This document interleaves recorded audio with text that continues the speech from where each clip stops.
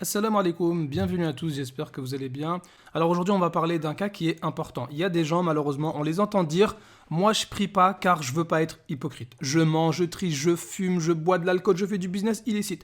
En gros je commets trop de péchés pour prier. Au moins moi je prie pas. Hein. » Il y a des gens qui disent ça. « Au moins moi je prie pas, hein. Je suis pas hypocrite. Au moins. » Genre c'est une qualité. Mais quand j'arrêterai mes péchés, je commencerai la prière. Hein. Non mais attendez, il faut qu'on soit bien clair là.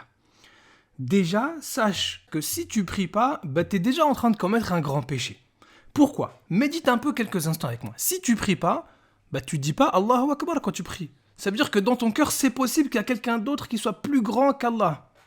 Si tu pries pas, tu te prosternes pas non plus. Tu dis pas Subhana Rabbiyal A'la quand tu es en prosternation. Gloire à Allah le très haut.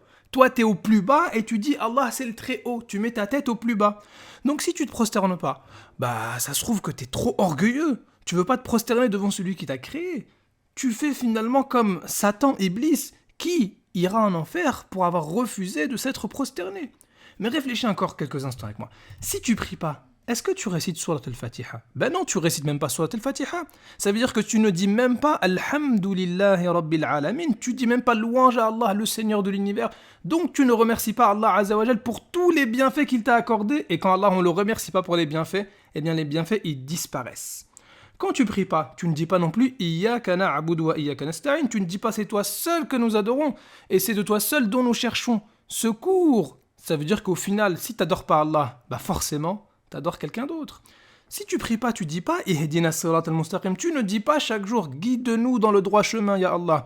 Donc c'est que tu considères que tu es finalement mieux que les pieux et que les prophètes qui avaient besoin d'invoquer Allah pour les guider. Donc toi finalement tu n'as pas besoin. Tu te considères comme étant meilleur que les autres indirectement.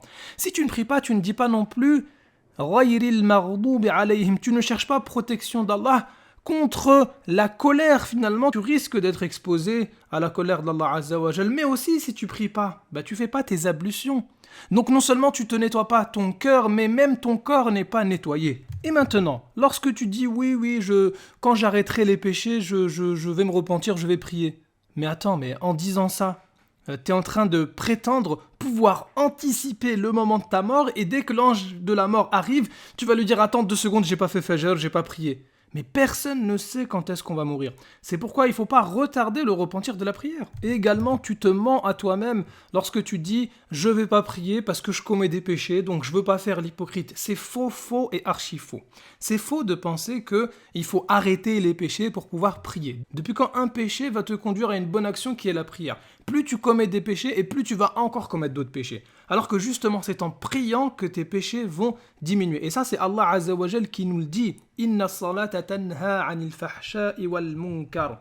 La prière préserve de la turpitude et du blâmable. C'est en priant que tu vas arrêter de mentir. C'est en priant que tu vas arrêter de tricher. C'est en priant que tu vas arrêter de fumer et de te droguer. C'est en priant que tu vas arrêter d'insulter les gens. Donc même si tu n'arrives pas à arrêter certains péchés, prie quand même. N'écoute pas les gens qui vont te dire « Vas-y, toi tu fais style. On te connaît, t'es un gros mytho, tu fais ça pour être vu des gens. » Justement, n'écoute pas ces gens qui ne veulent pas ton bien, car c'est pas comme ça qu'on conseille les gens. Dis-leur « Oui, je prie, même si je commets des péchés. » Et alors, ça ne vous regarde pas, c'est pas pour vous que je prie. Moi je prie Allah Azza wa Jal, mon Seigneur, et justement c'est lui, il va m'aider à ne plus commettre des péchés.